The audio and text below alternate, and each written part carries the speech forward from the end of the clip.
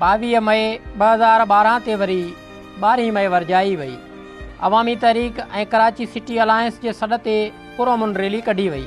Rally में शरीक ॿारनि खां नौजवाननि ऐं पोड़नि खां सिंध जी सूरमियुनि ताईं लयारी खां प्रेस क्लब ताईं सफ़र करणु शुरू कयो। मोहबत सिंध नाले निकितल रैली जे सफ़ीरनि जे हथनि में झंडा हुआ, बैनर हुआ ऐं साणनि साण सिर्फ़ नारा हुआ। बेयारो मददगार ऐं बेहथियार मुज़ाहिरो कंदड़नि जो मुतालबो सिर्फ़ धरती जे दंगनि जी मालिकी, तहज़ीब, सक़ाफ़ती तारीख़ी विरसे जी वारसी ऐं पंहिंजे वारस हुजण जी दावा खां सवाइ ॿियो कुझु बि न हो। अवामी तहरीक ऐं कराची सिटी अलायंस पारां निकितल रैली में जिथे हज़ारे मर्दनि जो हुजूम हो, उते औरतुनि जो बि वॾो अंगु शरीक हो। पर दहशत संदी दुनालियुनि मां निकितल गोलियुनि मुहज़ब पुणे जा सभु लीका लताड़े छॾिया ऐं पुरअमन माण्हुनि मथां कहर कड़कायो वियो। गोलियूं हलियूं, हवाई फायरिंग थी, पर मोहबत सिंध रैली जे सफ़ीरनि सफ़र पंहिंजो जारी रखियो। जॾहिं कहर जे कड़काटनि खां पोइ को बि न ॾिनो, न भॻो, न रुकियो, त गोलियुनि जी ॿोली ॻाल्हाईंदड़ दहशतगर्दनि औरतुनि, ॿारनि, नौजवाननि तोड़े पोड़नि ते सिधी फायरिंग करणु शुरू कई। मुज़ाहिरो कंदड़नि जो धरती सां वफ़ा जो वचन ख़ता थी पियो। संदन धरती सां वफ़ा जी सज़ा मौत जी सूरत साम्हूं आई। रैली में शरीक मारिजी वियलनि मां मेंदियुनि ऐं MRD जे शहीदनि जे शहर मेहड़ जे इलाइक़े पाट शरीफ़ में 11 मार्च 1969 ते जनम वठंदड़ ग़ज़ाला बतूल सिद्दीकी बि शामिल हुई। ग़ज़ाला बतूल जंहिंजी हड़नी मोहबतुनि जो मर्कज़ सिंध ऐं सिंधवासी हुआ। संदसि फ़िक्र ऐं फ़लसफ़ो इंसानियत जी आसूदगी ऐं इंसानियत लाइ ऐं धरती धणियुनि लाइ कुझु करण जो जनून होसि, जंहिं लाइ अवामी तहरीक पारां गुज़िरियल कंदकोट खां कराची ताईं कयल लांग मार्च में बि सिंधियाणी तहरीक जे हाणोकी रैली वारे सफ़र वांगुरु साथियाणी हुई। विरची वेहण ग़ज़ाला बतूल सिद्दीकी जे असूलनि जे ख़िलाफ़ हो। साणसि पार्टी सां साथ ऐं पंहिंजी धरती लाइ लाज़वाल किरदारु तॾहिं बि साम्हूं आयो हो जॾहिं सिंधियाणी तहरीक पारां चीफ जस्टिस इफ़्तिख़ार मोहम्मद चौधरी लाइ हलायल तहरीक में सिंधियाणी तहरीक जी सफ़ुनि में शामिल हुई। एतिरो ई न, पर जॾहिं 3 सेप्टेम्बर 1988 ते हैदराबाद में लिसानी फ़साद थिया हुआ ऐं संदसि पाड़े जे स्कूलनि में कैंपूं क़ाइमु थियूं हुयूं, तॾहिं कैंपुनि में तरसियल माण्हुनि लाइ पंहिंजे हथनि सां मानियूं पचाए खेनि खारायूं हुयाईं। तोड़े जो कैंपुनि में तरसियल सिंधी ॻाल्हाईंदड़ न हुआ, पर ग़ज़ाला लाइ ॿोली जे बुनियाद ते नफ़रत करणु संदसि शहादत ताईं असूल न रहियो। कराची जे NGV स्कूल में मैट्रिक जो इम्तिहान पास कंदड़ ग़ज़ाला बतूल खे सिंध सां मोहबत विरसे में मिलियल हुई। संदसि पिणसि काज़ी कुतुबुद्दीन सिद्दीकी जॾहिं अयूब खोड़ो सिंध जो वॾो वज़ीर हो, तॾहिं हू पीआरओ होसि। पर 1 यूनिट जे ऐलान खां पोइ ग़ज़ाला बतूल जे वालिद कुतुबुद्दीन सिद्दीकी उहा नौकिरी छॾे 1 यूनिट ख़िलाफ़ एहतजाज कंदड़नि जी सफ़ में वञी बीठो हो। जंहिं करे इहा न मारुनि रीत जे सेण मटाइनि सोनसी, ग़ज़ाला बि उहा रीत न मटाई ऐं पीउ खां विरसे में मिलियल अहिड़ी सियासत सां मरण घड़ीअ ताईं ग़ज़ाला जो इश्क सलामत रहियो।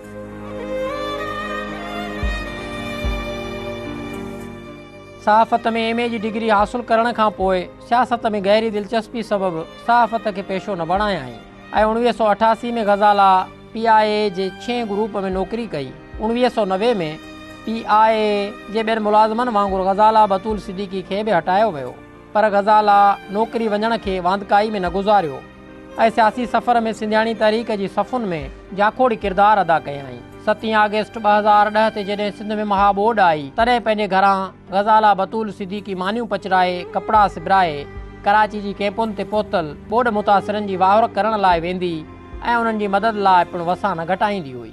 2010 वारे फ्लड में उहो अक्सर पंहिंजे घर में जेको पंहिंजो सामान खणी बि कैंपुनि ते ॾेई ईंदी ऐं सॼो ॾींहुं वेही मानियूं पचाईंदी ऐं मानियूं खणी मुतासिरनि में विराईंदी हुई ऐं घर खे टाइम रहंदी। मुंहिंजो भाउ बि चवंदो त बाबा कुझु न, पहिरियां जेके मुतासिर हेॾा वॾा काफ़िला कशाला कटे कराची पहुता आहिनि, हुननि जी दिलि ते छा गुज़रंदो हूंदो ऐं उहा सॼो ॾींहुं कैंपुनि ते गुज़ारींदी हुई ऐं मतिलबु कि उन खां पोइ जेको बि अहिड़ो को क़ौमी काज़ हूंदो हो त हुनजी माना उहो न बीह सघंदी ऐं उते पहुची वेंदी। 2010 ऐं 2011 जो जॾहिं ॿोॾुनि में तबाही बर्बादी थी हुई, उन में बि ग़ज़ाला जेको आहे सो ख़िदमत खां कॾहिं पोइते न हटी हुई। असांखे फ़ख़्रु आहे ग़ज़ाला जहिड़े न्याणियुनि ते।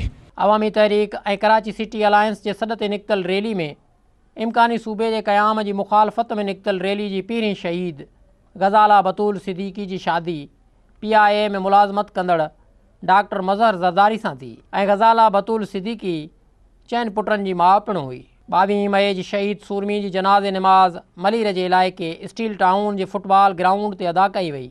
शहीद ग़ज़ाला बतूल सदीक़ी जे जनाज़े नमाज़ में सियासी समाजी अॻुवाननि सां गॾोगॾु इलाइक़े जे हज़ारे माण्हुनि पिणु शिरकत कई, जन इन ॾुखोईंदड़ वाक़े खे हिन नमूने सां बयानु कयो। शहादत नसीब थी आहे, माना वधे ॻाल्हि आहे हींअर मुंहिंजे लाइ त वॾो मुसीबत जो वक़्तु अची वियो आहे। नंढड़ा ॿार आहिनि मूंसां, सॼी फैमिली डिस्टर्ब थी वई आहे। उहो घर जी वॾी हुई, सभु जान उन खे हलाईंदी हुई। मां त तमामु बहितरीनु साईं, एक्स्ट्रा ऑर्डिनरी, तमामु हिकु आला दर्जे जी। मां हुनखे सम्झी न सघियो, सम्झी हुनजा माइट को बि न सघियो। तमामु ख़ानदानी ऐं आला क्वालिटी जी छोकिरी हुई, सची वेलफेयर करण वारी, सभिनी सां सुठो हलणु, सभिनी जो मसइला हल करणु। फ्लड हुई, अर्थक्वेक हो, सभिनी माण्हुनि जी ख़िदमत कई आहे उन में। काफ़ी फ़ख्र है सांदो। हाँ भैया मतलब हमेशा ही वो सोशल वर्कर हुई, हमेशा हर तरह की मदद कंदी हुई। समय धनो बरचन सां ददी घुमंदी हुई ऐं बरचन जी मदद कंदी हुई। समय धनो उन्हनि जी कंदी हुई। अमीर ख़बर थी उन्हनि जी एतिरी धनी रिस्पेक्ट न थिए, हुननि ते बिल्कुलु लो लेवल थी अचनि था माण्हू। हिन तरह में बिल्कुलु जेतिरी देरी मदद थिए पई न कंदी हुई, ऐं हाणे थिए पई तेतिरी मदद कंदी हुई। शहीद थी हुननि जे लाइ न यादि छो ईंदी। हू वही त न मूंसां ददी त मां भुलिजे त न हुननि ते, अदा भुलिजंदसि न पोइ यादि कंदसि न। अञा ताईं मुंहिंजे सां ददी आहिनि। शहीद माण्हू वेंदा त आहिनि दादुनि सां दद। जेतिरी उन जी तारीफ़ कजे उहा घटि आहे। मुंहिंजी नंढी भेण हुई, 4 ॿारनि जी माउ हुई, तक़रीबन 40-41 सालनि जी उमिरि हुई हुनजी। पर हुनजी शुरू खां स्ट्रगल, माशाल्लाह गोल्ड मेडलिस्ट हुई ऐं जद्दोजहद में इलाही, मतिलबु हाणे मां छा चवां। मां त उहो लाश उतां खयो आहे हॉस्पिटल मां, ज़मीन असांजे पेरनि जे हेठां तक कोन आई।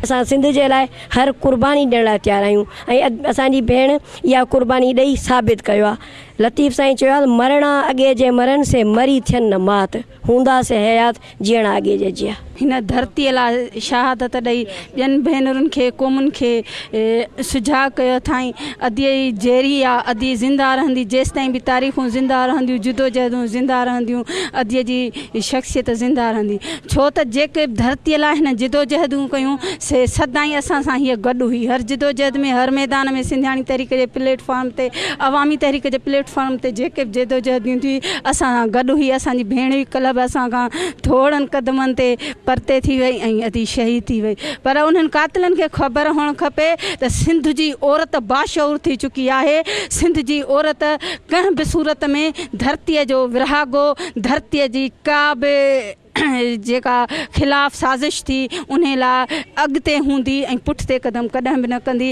पोइ छो न उन्हनि खे गोलियुनि जो वसकारो अचे, शहादतूं मिलनि, पर असां पंहिंजे धरतीअ जे इंच जी फ़ौजियुनि जी हिफ़ाज़त कंदासीं। असां हिन शहादत जो एतिराम कंदासीं, सॼी ज़िंदगी कंदासीं, जेसीं ताईं मतिलबु इहा शहादत थी वई हिन जी न सॼी उमिरि असांखे यादि रहंदी। 12 मई वांगुरु जीअं असां रैली हर साल 12 मई जी कढंदा आहियूं, हाणे 22 मई जी बि कढंदासीं, उनखां वधीक कढंदासीं, शानदार तरीक़े सां कढंदासीं ऐं उन हुकुमराननि खे ऐं इन्हनि खे असां ॿुधाईंदासीं त असां सिंधियाणी तहरीक जे सिंधियाणी भेनरूं जेके बि आहिनि, जिन ते बि तव्हां गोलियूं हलायूं, फायरिंग कयव, उहे पुठिते न रहंदियूं, कॾहिं बि अञा बि अॻिते थींदियूं। शहादत खां कुझु घड़ियूं अॻु असां सां गॾु बीठी हुई ऐं सिंध टीवी खे कमेंट्स ॾेई रही हुई असां सां गॾोगॾु, ऐं उते हू ललकार बणिजी करे जेको आहे सो राय ॾेई रही हुई त हीअ सिंध धरती असांजी आहे। हिन वतन जी हिफ़ाज़त लाइ अदनि खां ॿाहिरनि खां अॻियां असीं हूंदियूंसीं ऐं पहिरियां रत असां पंहिंजो ॾींदासीं। हीअ हिकिड़ी सिंध जी बहादुर ऐं गैरतमंद न्याणी हुई जेका पंहिंजे सिंध देश लाइ करे, सिंध सूबे लाइ करे पंहिंजी जान हुन कुर्बान कई आहे। ऐं सम्झां थो त असांखे उनजे शहादत ते फ़ख़्रु हुअणु खपे, पर उन सां गॾु अफ़सोस आहे जो हुनजा नंढड़ा ॿार आहिनि, मासूम ॿार आहिनि, जंहिंजी नंढी उमिरि आहे। ऐं असां दुआ था करियूं उनजे ख़ानदान खे, उनजे फैमिली खे अलाह सब्र ॾे। जॾहिं ग़ज़ाला पाण हिकिड़ी छोकिरी असांजी उथी बीठी आहे न त तंहिंजी मन सिंध उथी बीठी आहे। असां बाक़ाइदे मैदान में आहियूं, हीअं थींदो त हुनखे रोकींदासीं। सिंध खे असां अकेलो ऐं विछोड़ो सिंध ऐं बलूचिस्तान थी नथो सघे। ये फ़ख्र की बात है कि हमारे बच्चों ने, हमारे औरतों ने भी ये महसूस किया है कि हमें सिंध के लिए अपनी जान की बाजी लड़ानी पड़े भी हम अपनी जान भी देंगे। ये एक बहुत बड़ा मिसाल है और ये एक बहुत बड़ा मैसेज है उन लोगों के लिए जो सिंध धरती को 2 टुकड़ों में बांटना चाहते हैं। इससे बड़ा मैसेज मेरे ख्याल में उन लोगों के पास जा नहीं सकता है जो सिंध को टुकड़े करना चाहते हैं। अगर सिंध, बलूचिस्तान, पख्तूनख्वा और पंजाब ये अगर अपनी सावरनिटी मुश्तरक करके अपनी सावरनिटी की कुर्बानी न देते तो पाकिस्तान नहीं बनता। इससे बड़ी कुर्बानी सिंधी, बलोच और पश्तून के लिए और पंजाबी के लिए क्या हो सकता है कि उन्होंने अपनी सरजमीन को मुश्तरक करके पाकिस्तान के हवाले किया। लेकिन अफसोस की बात है कि पाकिस्तान के हुक्मरानों ने आज तक उनके कल्चर के, उनके ट्रेडिशन के, उनके मसाइल की तरफ रुजू नहीं किया। उसकी वजह यह है कि आप देख रहे हैं कि बांग्लादेश फिर ईस्ट पाकिस्तान बांग्लादेश बन गया। तो अभी भी मैं समझता हूँ कि ऐसे मसाइल इस मुल्क के अंदर मौजूद हैं जिनको हल तलब मसाइल हैं, जिनको हल करने की ज़रूरत है। इहो इंतहाई मज़मत जोॻो आहे ऐं इहो असांजी सिंध जी रवायतुनि जे ख़िलाफ़ु आहे त बेहथियार औरतुनि ऐं बचड़नि ते अटैक कजे ऐं उन्हनि खे शहीद कजे। असांजी ही भेण जेकी आहे इहा अज़ीम सिंध जी न्याणी हुई ऐं औरत हुई जेकी हर सिंध जे ॾुखे वक़्त में उहो सैलाब जो मसइलो हुजे, ॿिया मसइला हुजनि, हू घर घर पुॼी जेको आहे सिंधी माण्हुनि जी मदद कंदी हुई। ऐं अॼु बि हुन इहो शहादत जो मक़ाम पाए जेको आहे उन सिफ़ में नंबर 1 जेको आहे हासिलु कयो आहे। ऐं अहिड़ियुनि सिंध जी अहिड़ी औलाद ते ज़ाहिर आहे हज़ारनि सालनि ताईं पंहिंजी क़ौम फ़ख़ुरु कंदी। इन दाॿे सां, इन दड़के सां को सिंधी माण्हू न हितां लॾंदा न भॼंदा। ऐं बिल्कुलु कुझु माण्हुनि अॻु में जीअं ईअं चयो हुयो त हे 21वीं सदी आहे ऐं हे 88 न आहे, 2012 आहे। बिल्कुलु दुरुस्त उन्हनि चयो त हे 2012 आहे ऐं 21वीं सदी आहे ऐं 21वीं सदी सिंधियुनि जे लाइ ख़ुशियुनि ऐं ताक़त जा पैगाम खणी आई आहे। 21वीं सदी जेको आहे जेके बि दहशतगर्द, नसल परस्त, मिलाज़विज जहिड़ा हुजनि या प्रभाकरन जहिड़ा हुजनि श्रीलंका में, उन्हनि खे पंहिंजे अंजाम ताईं पहुचायो आहे। ऐं मां सम्झां थो 21वीं सदी जेको आहे हिननि खे बि हिननि जे जेके नापाक अज़ाइमनि उन्हनि में जेको आहे हिननि खे कैफ़े किरदार ताईं पहुचाईंदी। को बि माण्हू कराची जे हिकिड़े बि इंच तां दस्तबरदार न थींदो। 40 लख सिंधी हिते असां रहूं था, हिते बलोच रहनि था, हिते ॿियूं क़दीम जेके आहिनि क़ौमूं ऐं क़ौमियतूं ऐं ज़ातूं रहनि थियूं। इन जे करे इहा ख़ुशफ़हमी कढी छॾणु खपे। शहीद गज़ाला सिद्दीकी असां सॼी सिंधी क़ौम खे हिकिड़ो मैसेज ॾिनो आहे त जेकॾहिं सिंधी माण्हू छिड़ विछड़ रहंदा त उन्हनि जा जनाज़ा ईअं मिलंदा रहंदा। हिते सिंध अमर जूं ॻाल्हियूं कंदड़ शाह लतीफ़ जे दरगाह ते वञी जलसो करे ऐं सिंधी माण्हू जे दिलनि में ऐं अखियुनि में मिटी विझण वारो रवैयो अख़्तियार कंदड़ उहा क़ुवत इहो सम्झी छॾे त जेके शाह लतीफ़ जी धरती ते वञी, शाह लतीफ़ जी मज़ार ते वञी उहो चवनि पिया त असां ई सिंध जा सॼण आहियूं। उन्हनि सॼणनि जे घरनि मां गोलियूं हलियूं आहिनि, उन्हनि फ्लैटनि मां गोलियूं हलियूं आहिनि जंहिंमें असांजूं नियाणियूं ऐं असांजा ॿाहिरि शहीद थी विया आहिनि। ऐं सम्झां थो त तमामु हिकिड़ो ग़लति थियो आहे जेको कल्ह जेको कुझु थियो आहे। ऐं सम्झां थो त 12 मई खे वरी वरजायो हुननि माण्हुनि ऐं पुरअमन रैली हुई ऐं पुरअमन तरीक़े सां ऐं सिंध सां हिकिड़ो जेको उन्हनि जो वचन हो उन हवाले सां ऐं सम्झां थो जेकी रैली हिननि कढी पिए। ऐं सम्झां थो इन ते इंक्वायरी बि कलेक्ट कई वई आहे त इहे केरु माण्हू आहिनि।